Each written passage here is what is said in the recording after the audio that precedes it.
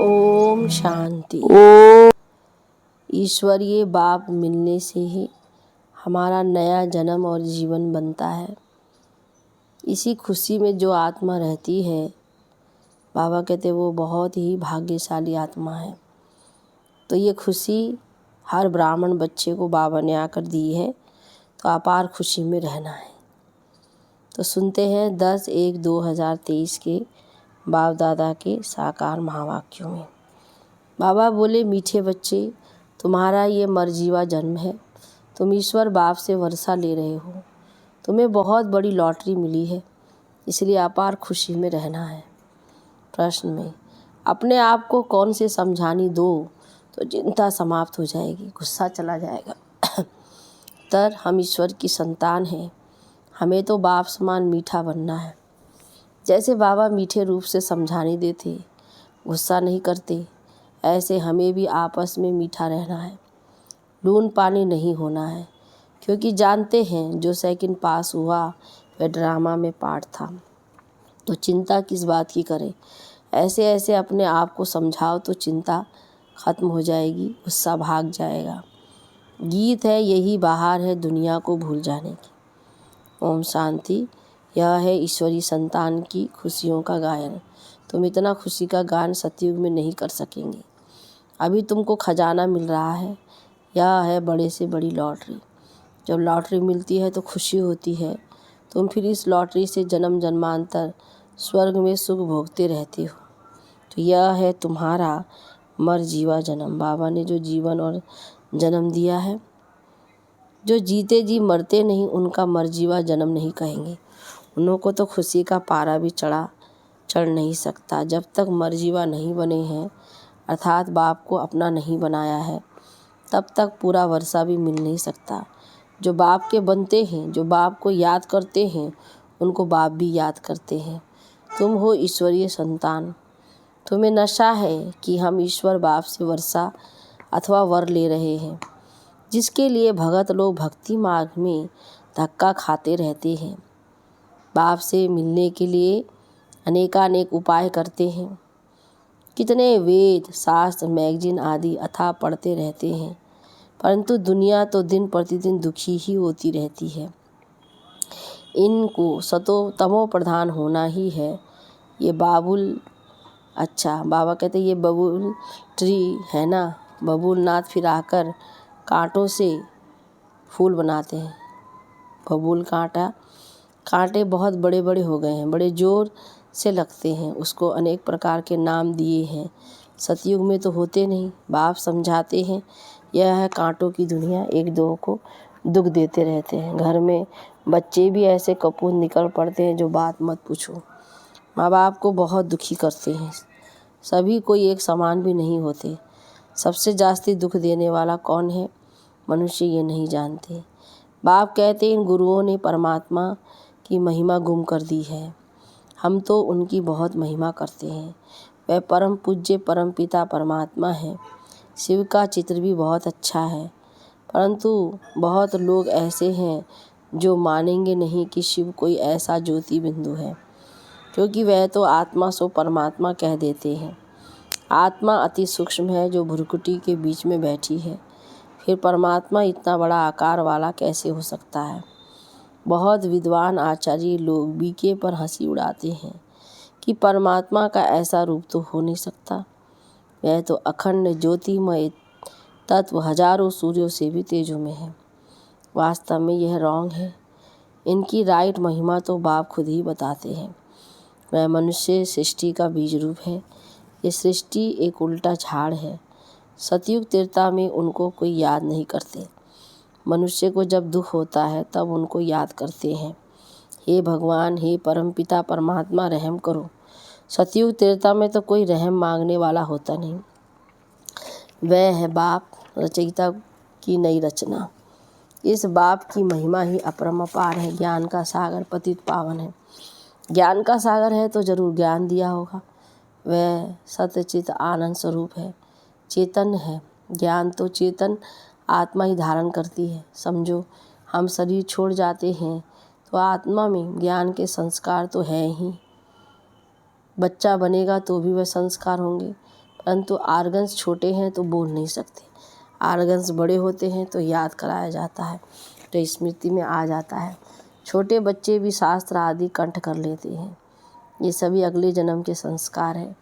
अब बाप हमको अपना ज्ञान का वर्षा देते हैं, सारी सृष्टि का ज्ञान इनके पास है, क्योंकि बीज रूप है। हम अपने को बीज रूप नहीं कहेंगे, बीज में जरूर झाड़ के आदि मध्य अंत का ज्ञान होगा ना। तो बाप खुद कहते हैं मैं हूँ सृष्टि का बीज रूप। इस झाड़ का बीज ऊपर है, वह बाप सत्यचित आनंद स्वरूप ज्ञान का सागर है। तो सृष्टि के आदि मध्य अंत का ही इसमें ज्ञान होगा, नहीं तो क्या होगा? क्या शास्त्रों का ज्ञान होगा? वह तो बहुतों में है। परमात्मा की तो जरूर कोई नई बात होगी ना, जो कोई भी विद्वान आदि नहीं जानते। कोई से भी पूछो इस सृष्टि रूपी झाड़ की उत्पत्ति, पालना, संचार कैसे होता है, इनकी आयु कितनी है, ये कैसे वृद्धि को पाता है, बिल्कुल कोई नहीं समझा सकता है। एक गीता ही है सर्वशास्त्रमय शिरोमणि, बाकी तो सब हैं उनके बाल बच्चे। जबकि गीता पढ़ने से भी कुछ नहीं समझते, तो बाकी शास्त्र पढ़ने से फ़ायदा ही क्या? वर्षा तो फिर भी गीता से मिलना है। अब बाप सारे ड्रामा का राज समझाते हैं। बाप पत्थर बुद्धि में पारस बुद्धि बनाए पारसनाथ बनाते हैं। अब तो सब पत्थर बुद्धि पत्थरनाथ है, परंतु वे अपने को बड़े बड़े टाइटल्स देकर अपने को पारस बुद्धि समझ बैठे हैं। बाप समझाते हैं मेरी महिमा सबसे न्यारी है। मैं ज्ञान का सागर, आनंद का सागर, सुख का सागर हूँ। ऐसी महिमा तुम देवताओं की नहीं कर सकते। भगत लोग देवताओं के आगे जाकर कहेंगे आप तो सर्वगुण संपन्न हैं। बाप की तो एक ही महिमा है, वह भी हम जानते हैं। अभी हम मंदिर में जाएंगे तो बुद्धि में पूरा ज्ञान है कि इन्होंने तो पूरे 84 जन्म लिए होंगे। अभी अपने को कितनी खुशी है, आगे थोड़ी ये ख्याल आता था। अभी समझते हैं हमको ऐसा बनना है, बुद्धि में बहुत परिवर्तन आ जाता है। बाप बच्चों को समझाते हैं आपस में बहुत मीठा बनो, लून पानी मत बनो। बाबा कभी भी किससे गुस्सा करता है क्या? बड़े मीठे रूप से समझाने देते हैं। 1 सेकंड पास होगा, कहेंगे यह भी ड्रामा में पार्ट था, इसको चिंता क्या करनी है। ऐसे ऐसे अपने को समझाना है। तुम ईश्वरीय संतान कम थोड़ी ही हो। यह भी समझ सकते हो कि ईश्वरीय संतान जरूर ईश्वर के पास रहते होंगे। ईश्वर निराकार है तो उसकी संतान भी निराकार है। वही संतान यहाँ चोला लेकर पाठ बजाती है। स्वर्ग में मनुष्य हैं देवी देवताओं के, धर्म के। अगर सबका पाठ हिसाब निकाले तो कितना माथा मारना पड़े, परंतु समझ सकते हैं नंबरवार समय अनुसार थोड़े थोड़े जन्म मिलते होंगे। बाबा कहते हैं आगे तो समझते थे मनुष्य कुत्ता बिल्ली बनते हैं, अभी तो बुद्धि में रात दिन का फर्क आ गया है। यह सब धारणा करने की बातें नटसन में समझाते हैं कि अब 84 जन्मों का चक्र पूरा हुआ, अभी इस छीछी शरीर को छोड़ना है। ये सब का पुराना जर्जरीभूत तमो प्रधान शरीर है, इससे ममत्व मिटा देना है। पुराने शरीर को याद क्या करें, अब तो अपने नए शरीर को याद करेंगे। तो जो मिलना है सतयुग में, वाया मुक्ति धाम होकर सतयुग में आएंगे। हम जीवन मुक्ति में जाते हैं और सब मुक्ति धाम में चले जाते हैं। इसको जय जयकार कहा जाता है। हाहाकार के बाद जय जयकार होना है। इतने सब मरेंगे, कोई तो निमित्त कारण बनेगा, नेचुरल कैलेमिटीज होगी। सिर्फ सागर ही थोड़े ही सभी खंडों को खलास करेगा, सब कुछ खलास तो होना ही है।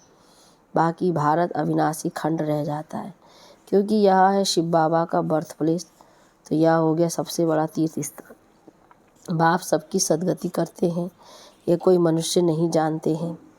उन्हों को ना जानना ही ड्रामा में नूंद है। तब तो बाप कहते हैं कि हे बच्चे तुम कुछ नहीं जानते थे, मैं ही तुमको रचता और रचना अथवा मनुष्य सृष्टि के आदि मध्य अंत का सारा भेद समझाता हूँ। जिसको ऋषि मुनि भी बेअंत कहकर गए हैं, ये थोड़ी ही समझते हैं कि सारी दुनिया के 5 विकार बड़े भारी दुश्मन हैं। जिस रावण को भारतवासी वर्ष वर्ष जलाते ही आते हैं उसको जानते कोई नहीं, क्योंकि वह न जिस्मानी है न रूहानी है। विकारों का तो कोई रूप ही नहीं है। मनुष्य एक्ट में आता है तब पता पड़ता है कि इनमें काम का, क्रोध का भूत आया है। इस विकार की स्टेज में भी उत्तम, मध्यम, कनिष्ठ होते हैं। कोई में काम का नशा एकदम तमो प्रधान हो जाता है, कोई को रजो नशा, कोई को सतो नशा रहता है।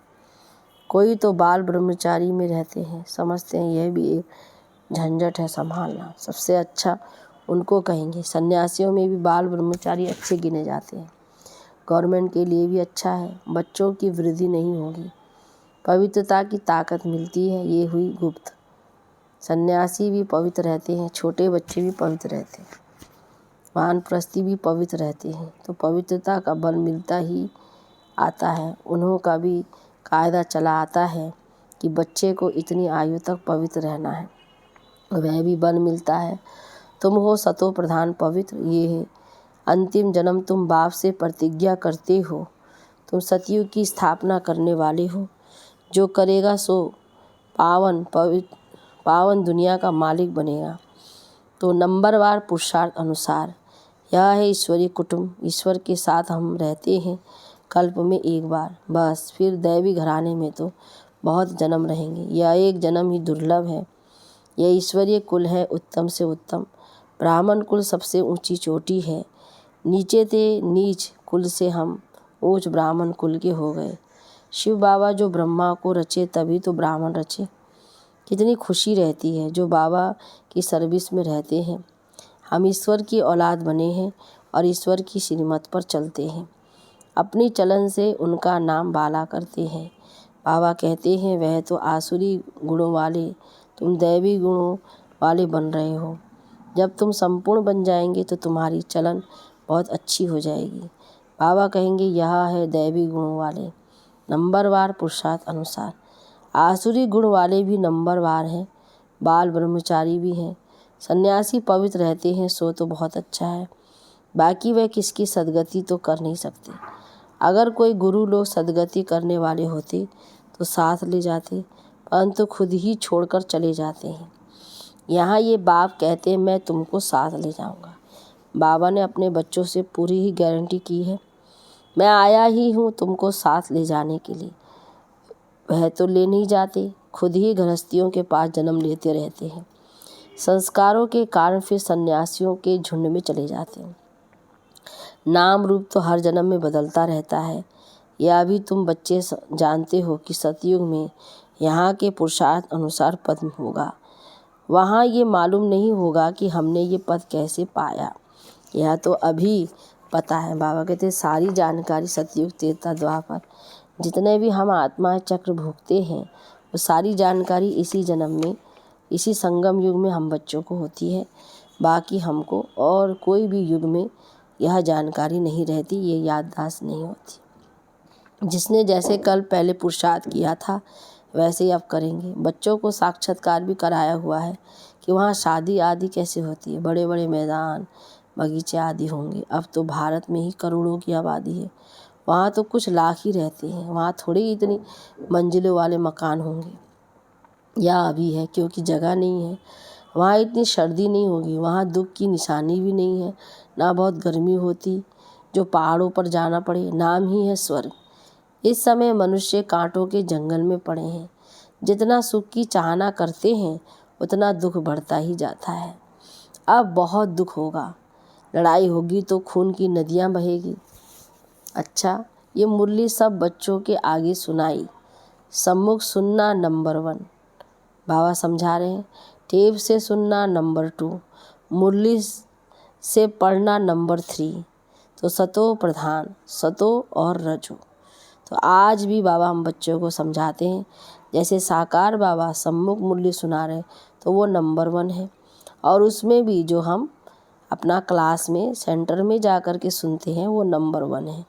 फिर घर में मोबाइल से सुनते हैं वो नंबर 2, और फिर मुरली से पढ़ना नंबर 3। सतो और रजो, तमो तो कहेंगे नहीं। टेप में हूबहू आती है। अच्छा, बाप दादा और मीठी माँ का सिकी लदे बच्चों को याद प्यार और गुड मॉर्निंग। रूहानी बाप की रूहानी बच्चों को नमस्ते। रूहानी बच्चों की रूहानी बाप दादा को गुड मॉर्निंग। नमस्ते बाबा, नमस्ते। धारणा के लिए मुख्य सार।